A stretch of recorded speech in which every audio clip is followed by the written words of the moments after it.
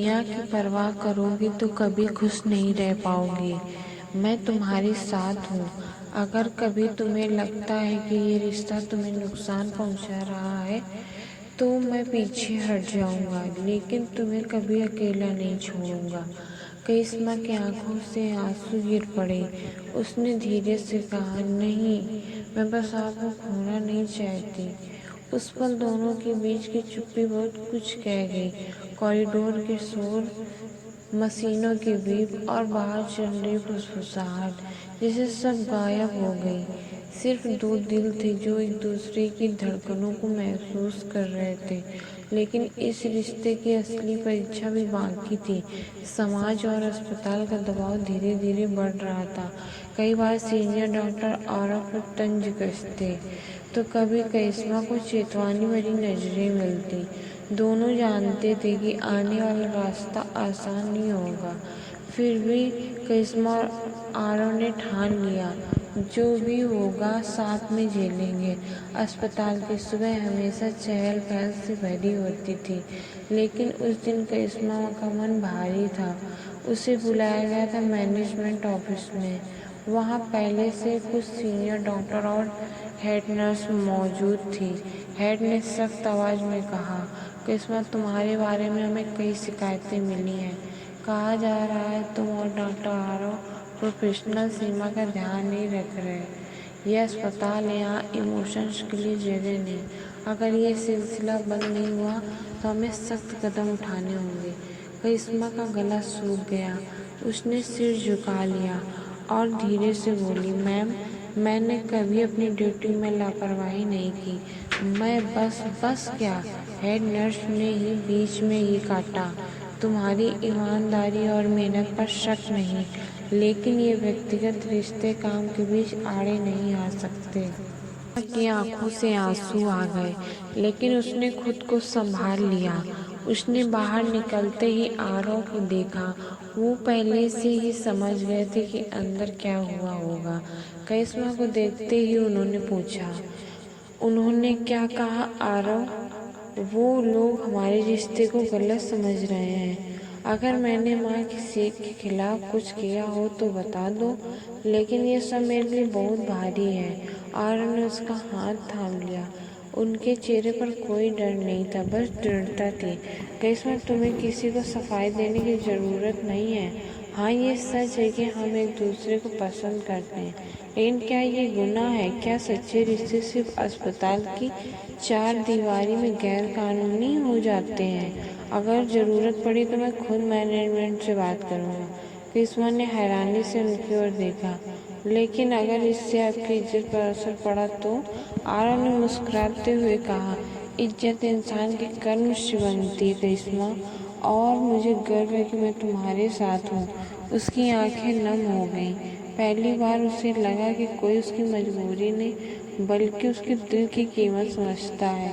उसी शाम जब दोनों ड्यूटी खत्म करके अस्पताल के गार्डन में बैठे, चारों तरफ हल्की रोशनी और पेड़ों की सरसराहट थी।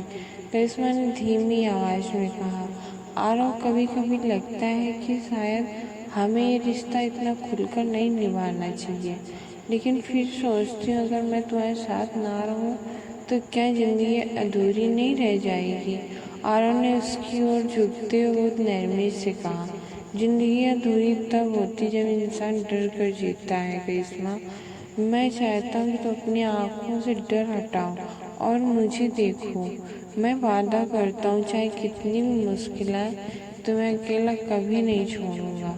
करिश्मा की सांसें तेज हो गईं। उसने पहली बार अपने दिल की बात खुलकर कही, आरव, मैं भी तुम्हें खोना नहीं चाहती, चाहे पूरी दुनिया खिलाफ हो जाए। उनकी नजरें एक दूसरे से टकराई और उस पल जैसे वक्त थम गया। दोनों के बीच की दूरी मिट गई। हवा में हल्की ठंडक थी, लेकिन उनके दिलों में और अजीब सी गर्मी। ये वो लम्हा था जो किसी वादे से भी ज्यादा पक्का था कि चाहे अब दुनिया कुछ भी कहे, रिश्ता टूटेगा नहीं। लेकिन किस्मत अक्सर आसान रास्ते नहीं देती। अगले दिन अस्पताल में एक नई अफवाह फैल गई कि मैनेजमेंट जल्दी ही करिश्मा को ट्रांसफ़र करने का फैसला कर सकता है। आगे की कहानी पढ़ने के लिए मेरे चैनल को सब्सक्राइब और बेल आइकन को दबाएं प्लीज़। करिश्मा ने जैसे ही नोटिस पढ़ा उसके हाथ कांप गए। अस्पताल मैनेजमेंट ने फैसला कर लिया था, उसे अगले हफ्ते ही दूसरे शहर के ब्रांच में ट्रांसफ़र किया जाएगा। कागज़ पर साफ लिखा था, प्रोफेशनल बाउंड्रीज और डिसिप्लिन मेंटेन करने के लिए यह कदम उठाया गया है। उसकी आंखें भर आईं, लगता था जैसे ज़मीन पैरों के नीचे से खिसक गई है। इतना मेहनत करने, ईमानदारी से काम करने के बावजूद उसे सज़ा सिर्फ इसलिए मिल रही थी कि उसने किसी से दिल लगा लिया था। शाम को उसने ये खबर आरव को दी। आरव ने कागज़ देखा, फिर उसकी ओर देखा तो आखिर ये कर ही दिया। करिश्मा की आवाज़ कांप रही थी। आरव, शायद यही सच है, सही है। अगर मैं चली जाऊंगी तो तुम्हें भी परेशानी से छुटकारा मिल जाएगा, तुम्हारा नाम बदनाम नहीं होगा। आरव अचानक खड़े हो गए। करिश्मा, तुम्हें लगता है मैं ये सब तुम्हारे बिना झेल लूँगा? ये रिश्ता मेरे लिए कोई खेल नहीं। अगर तुम जाओगी तो मैं भी इस अस्पताल में नहीं रहूँगा। करिश्मा ने सिर हिलाया, उसकी आंखों से आंसू टपक पड़े। नहीं, तुम ऐसा कुछ मत कहना। तुम्हारा करियर, तुम्हारी मेहनत सब दांव पर लग जाएगा। मैं चाहती हूँ तुम अपनी पहचान बनाओ, मैं बोझ नहीं बनना चाहती। और उसके करीब आए, उसकी ठंडी हथेलियाँ पकड़ ली। तुम बोझ नहीं हो करिश्मा, तुम तो वो वजह हो जिसकी वजह से हर दिन मुस्कुराता हूँ। लेकिन अगर तुम्हें लगता है कि ये जुदाई हम दोनों के लिए बेहतर है तो मैं तुम्हारे फैसले का सम्मान करूँगा।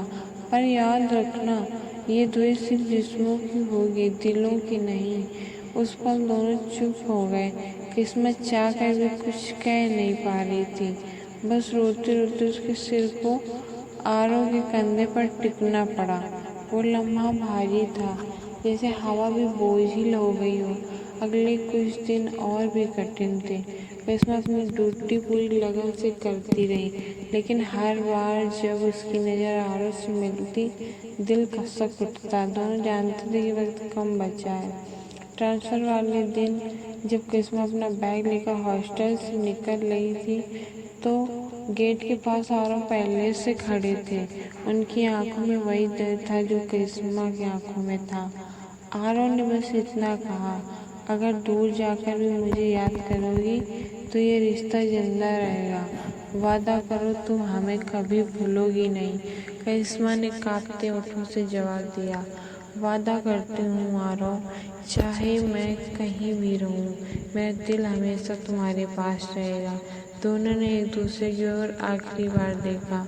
वो नजरें जैसे अनगिनत बातें कह गईं, प्यार, दर्द, कसक और इंतजार की किस्में। फिर करिश्मा ने आहिस्ता से बैग उठाया और आगे बढ़ गई। आरव वहीं खड़े रह गए, उनके कदम पीछे नहीं बढ़े, लेकिन उनकी आंखें करिश्मा को तब तक देखती रही जब तक वो नजरों से ओझल नहीं हो गई। उस शाम अस्पताल का कॉरिडोर खाली लग रहा था, मशीनों की बीप अब झुकने लगी थी और करिश्मा की जिंदगी जो कभी मासूम मुस्कानों और सपनों से भरी थी, अब इंतजार और दूरी की कहानी बन गई थी। करिश्मा दूसरे शहर के अस्पताल में अपनी नई ड्यूटी पर थी। शहर नया था, लोग नए थे, लेकिन दिल के भीतर वही पुराना खालीपन था।